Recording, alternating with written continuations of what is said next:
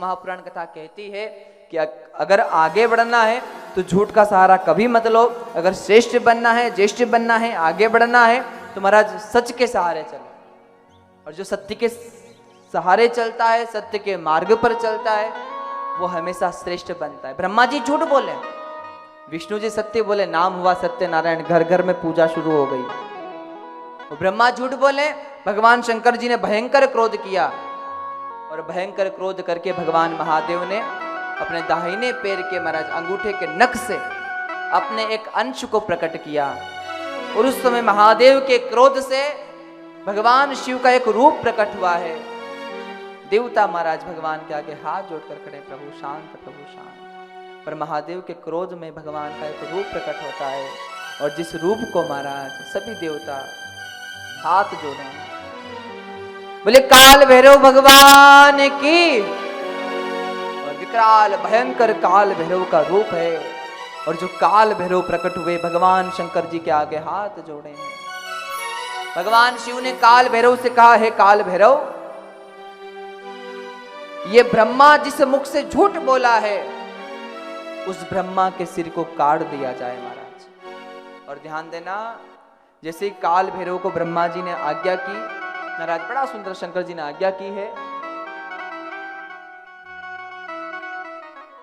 काल भैरव भगवान भयंकर क्रोध करते हैं। और काल भैरव भगवान भयंकर क्रोध करके जिस मुख से ब्रह्मा झूठ बोला उस मुख को काट दिया गया।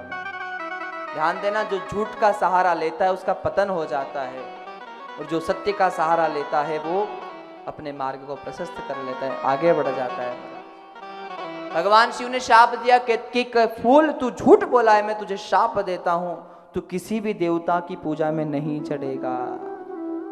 और तब से सभी फूल भगवान पे चढ़ सकते हैं पर केतकी का फूल किसी भी भगवान पे नहीं चढ़ता है। जो लोग केतकी का फूल किसी देवता पर चढ़ाते हैं, अगर भूल से भी चढ़ गया है तो उस व्यक्ति को काल सर्प दोष लगता है महाराज, दोष लगता है। इसलिए गलती से भी किसी भी देवता पर केतकी का फूल ना चढ़े।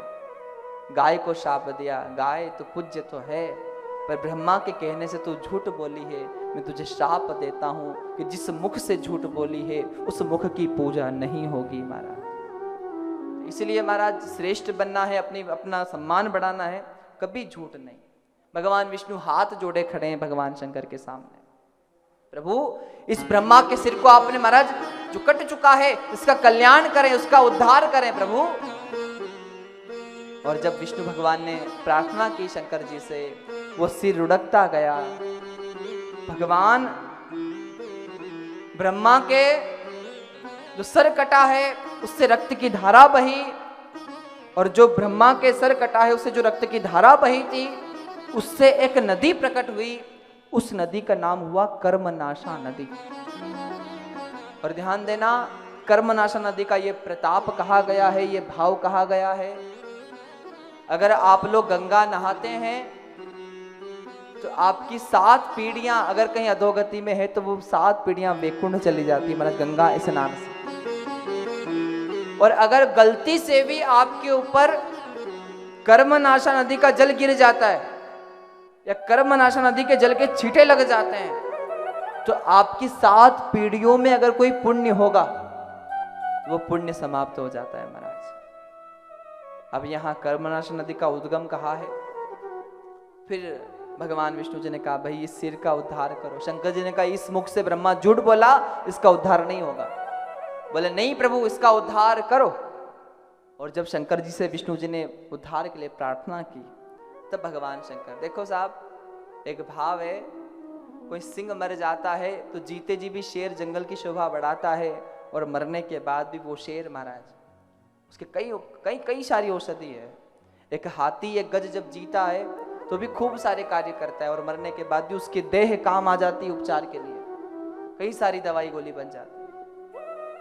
कई सारे पशु ऐसे हैं जो जीते जी भी काम आते हैं और मरने के बाद भी।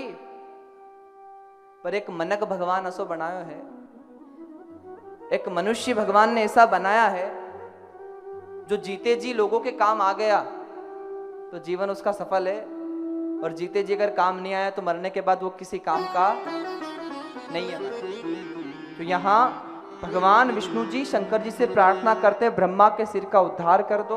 और जैसे ही प्रार्थना की, भगवान शिव ने कृपा की, हे नारायण, मैं आपसे प्रसन्न हूँ और आपने विनती की है, मैं इस ब्रह्मा के सिर का कल्याण करता हूँ। इसके सिर से महाराज एक वृक्ष प्रकट होगा, उस वृक्ष का नाम होगा वट वृक्ष, और उस वृक्ष के नीचे मेरा वास रहेगा, और उस वृक्ष के नीचे जो मेरा स्थान देगा वहां मेरा नाम होगा वटकेश्वर महादेव। बोले वटकेश्वर महादेव की।